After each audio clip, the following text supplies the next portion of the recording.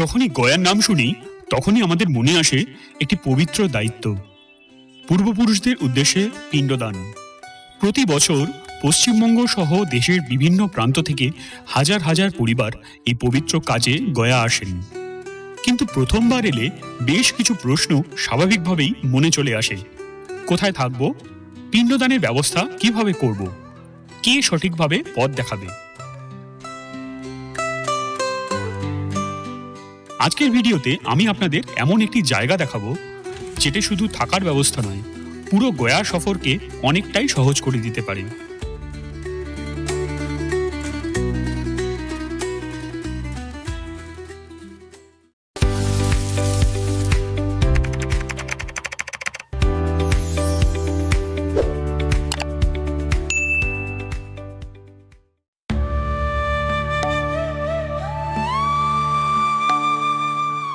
এখন আমরা রয়েছি গয়ার অন্যতম পরিচিত একটি জায়গায়, বেঙ্গলি গেস্ট হাউস।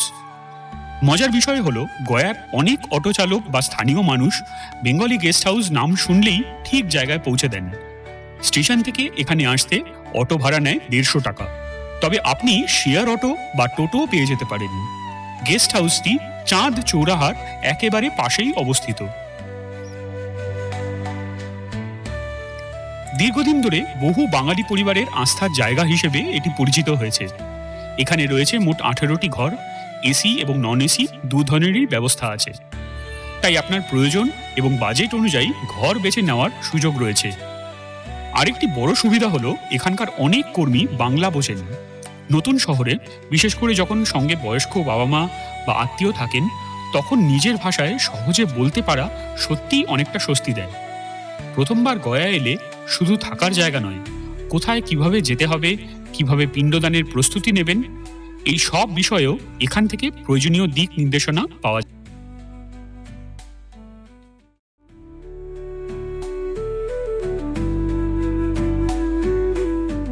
চলুন এবার ঘুরে দেখি এখানকার ঘরগুলো। Room number 112, AC room, AC আছে, ডবল বেড, বেড সাইজ যথেষ্ট বড়।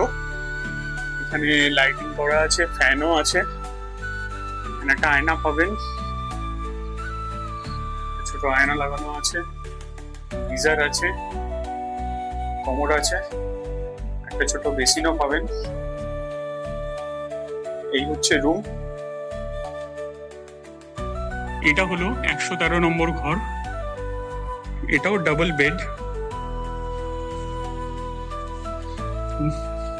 বেড, কিন্তু মোটামুটি 3 জনও শোয়া যায়। বেশ বড় বেড। এখানে একটা আয়না আছে, ড্রেসিং টেবিল, এসি, আর এটা হচ্ছে ওয়াশরুম।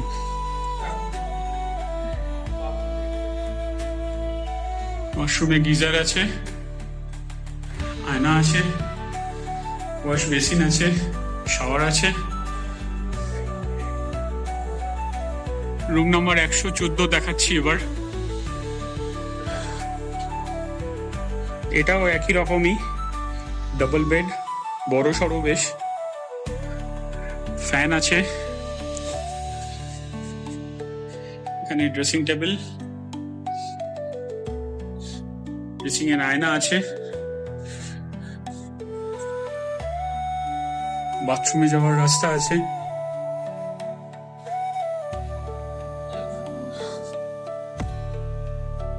এই হলো ওয়াশরুম। ওয়াশরুমটা বাকি দুটো ঘরের থেকে একটু ছোট, কিন্তু ফেসিলিটি সব একই আছে, গিজার, ওয়াশ বেসিন, শাওয়ার। এটাও আরেকটা রুম, 115। রুমটা বেশ বড় সড়ো, ডাবল বেড আছে, এদিকে আয়না আছে, ড্রেসিং টেবিল আছে, দুটো চেয়ার আছে। এইদিকে হলো ওয়াশরুম। ওয়াশরুমটা বেশ বড় ওয়াশরুম। গিজার আছে, সব ফেসিলিটিস আছে। এখানে বেসিন আছে, আয়না আছে, এবার যে রুমটা দেখাচ্ছি তার নাম্বার হচ্ছে 116। 116 নম্বর রুমের ফেসিলিটি হলো এই ঢুকেই এখানে একটা ডাবল বেডরুম পাচ্ছেন, সঙ্গে এসি আছে, ফ্যান আছে, ওয়াশরুমও আছে। এদিকে ওয়াশরুম, সব ফেসিলিটিস আছে।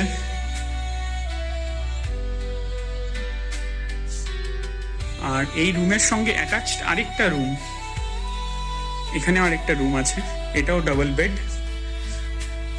বাট ওয়াশরুমটা কমন। ওয়াশরুম একটাই, বাট বেড দুটো, এদিকে একটা বেড, এদিকে একটা বেড আছে। এই হোটেলে কিন্তু আপনারা ফ্যামিলি নিয়ে এলে এই দুটো রুমটা কিন্তু নিতে পারেন। রুম নাম্বার 116, নাম্বারটা মনে রাখবেন। আর কন্ট্যাক্ট ডিটেলসটাও আমরা স্ক্রিনে দিয়ে দিয়েছি, সেখান থেকে আপনারা কন্ট্যাক্ট করে যোগাযোগ করে নিতে পারবেন। আর সব থেকে বড় কথা, এখানে কিন্তু পিণ্ডদান বা পুজো দেওয়া সমস্ত অ্যারেঞ্জমেন্ট এরাই করে দেন, অতএব কোনো অসুবিধা নেই। আপনারা কন্ট্যাক্ট নাম্বারে যোগাযোগ করবেন, যোগাযোগ করলে আপনাকে সব ব্যবস্থা করে দেওয়া হবে। এই দিকেও বেশ কিছু রুম আছে, এটাও এসি, বাট এগুলো সম্ভবত নন এসি। 108, 9, 10, 11, 111 কিন্তু এসি, 8, 9, 10 এসি নয়।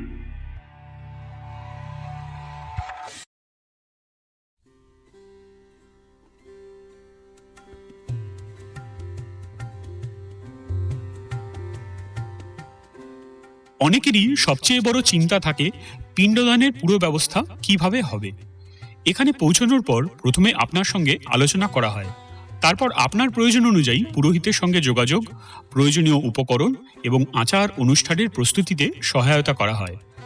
পরদিন নির্ধারিত সময়ে বিষ্ণুপদ মন্দির, ফল্গু নদীর ঘাট, অক্ষয়বট সহ বিভিন্ন স্থানে যে ধর্মীয় আচার সম্পন্ন করতে হয় তার জন্যও প্রয়োজনীয় নির্দেশনা দেওয়া হয়।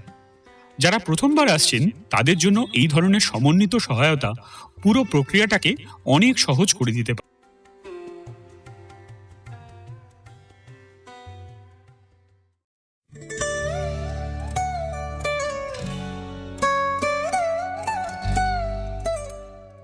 পিণ্ডদান শব্দটির মধ্যে পিণ্ড বলতে সাধারণত চাল, তিল, যবের আটা এবং অন্যান্য পবিত্র উপকরণ দিয়ে তৈরি একটি প্রতীকী নিবেদনকে বোঝায়। এই নিবেদন পূর্বপুরুষদের উদ্দেশ্যে শ্রদ্ধা ও স্মরণের প্রতীক হিসাবে অর্পণ করা হয়। হিন্দু ধর্মীয় বিশ্বাস অনুযায়ী পিণ্ডদান শুধুমাত্র একটি আচার নয়, এটি আমাদের পূর্বপুরুষদের প্রতি কৃতজ্ঞতা প্রকাশের একটি পবিত্র উপায়। বিশ্বাস করা হয় এই আচার তাদের আত্মার শান্তি কামনা এবং মোক্ষ লাভের প্রার্থনার সঙ্গে যুক্ত।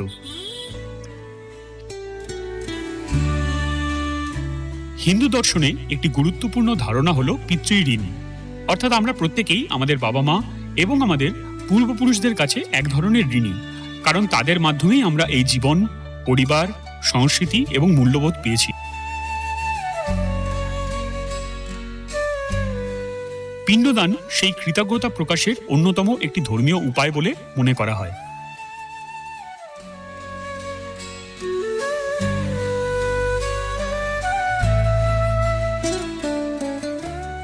এবার প্রশ্ন আসে, গয়াতেই কেন? প্রচলিত কাহিনী অনুযায়ী গয়াসুর নামের এক অসুরের তপস্যায় সন্তুষ্ট হয়ে দেবতারা তাকে এমন বর দেন যাতে তার স্পর্শে জীবের মুক্তি ঘটে।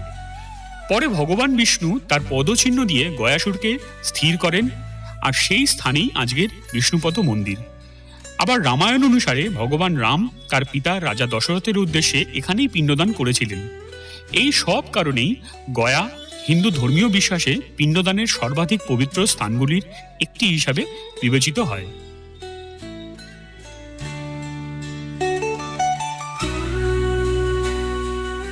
পিণ্ডদানের সময় ফল্গু নদীর বিশেষ গুরুত্ব রয়েছে। এখানেই তর্পণ সহ বিভিন্ন আচার সম্পন্ন করা হয়।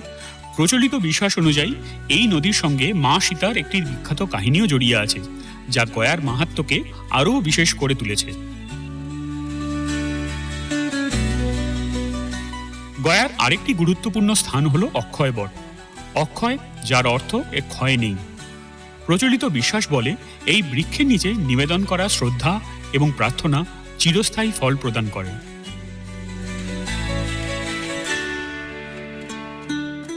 আরও একটি সাধারণ প্রশ্ন, পিণ্ডদান কি শুধুই পিতৃপক্ষে করা যায়?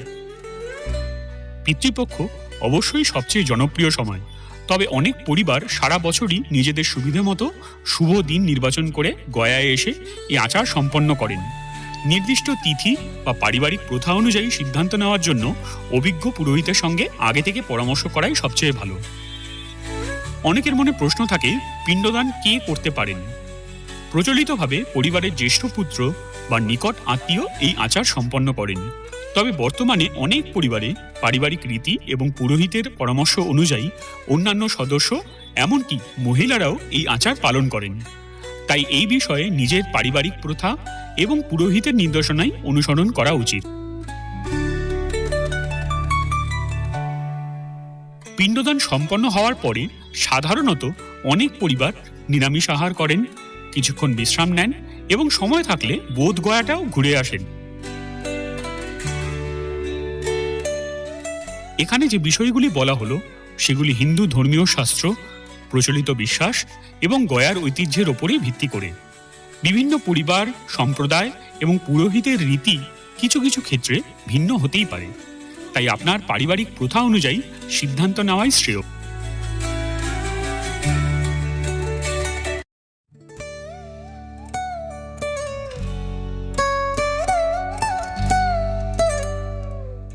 কিছু দরকারি টিপস। গয়া সফরের আগে কয়েকটি ছোট পরামর্শ দিয়ে রাখি। যদি পিণ্ডদানের উদ্দেশ্যে আসেন তাহলে পরিষ্কার এবং সাধারণ পোশাক সঙ্গে রাখুন। সঙ্গে কিছু নগদ টাকা রাখুন, কারণ ছোটখাটো অনেক জায়গায় এখনও নগদ লেনদেনই সুবিধাজনক। পিতৃপক্ষের সময় ভিড় অনেক বেশি থাকে, তাই ট্রেন আর থাকার জায়গা আগে থেকেই বুক করে রাখাই ভালো। আচার অনুষ্ঠানের সময় অবশ্যই পুরোহিতের নির্দেশনা অনুসরণ করুন এবং ধর্মীয় স্থানের নিয়মকে সম্মান করুন।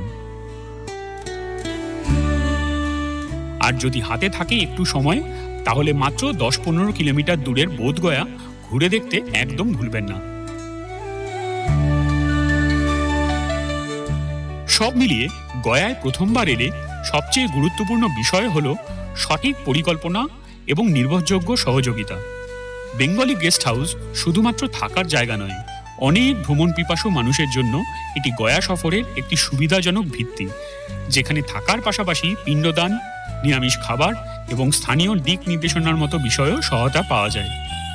তবে রওনা হওয়ার আগে রুমের অ্যাভেলেবিলিটি, বর্তমান ভাড়া, পিণ্ডদানের ব্যবস্থা এবং অন্যান্য পরিষেবার বিষয়ে অবশ্যই সরাসরি যোগাযোগ করে সর্বশেষ তথ্য জেনে নেবেন।